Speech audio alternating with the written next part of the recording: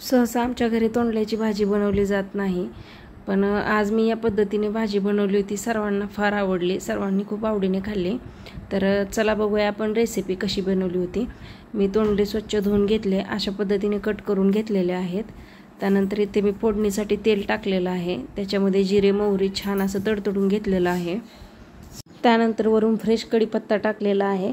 कढीपत्ता छान असा तडतडून घेतलेला आहे तेलामध्ये, तुम्ही बघू शकता.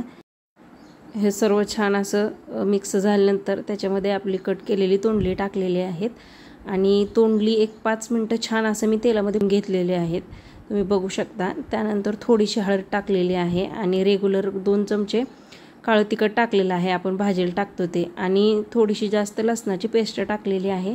छान असं सर्व मिक्स करून घेतलेलं आहे, बघू शकता तुम्ही या पद्धतीने. आणि सर्व मिक्स झाल्यानंतर त्याच्यामध्ये वरून चवीनुसार मीठ टाकलेलं आहे. इथे मी मोठं मीठ टाकलेलं आहे.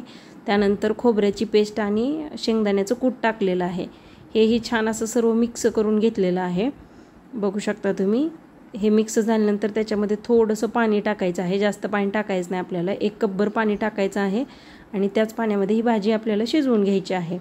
आणि बघू शकता तुम्ही छान असं मिक्स करून घेतलं. ताट झाकून एक 7 ते 8 मिनिटं हे भाजी शिजवून घेतलेली आहे. तुम्ही बघू शकता आपली तोंडल्याची भाजी छान अशी तयार झालेली आहे आणि टेस्टला पण खूप मस्त झाली होती. तुम्ही ही नक्की एकदा बनवून बघा रेसिपी. आणि जे चॅनलला आपल्या नवीन असतील त्यांनी सबस्क्राईब करा. थँक्यू.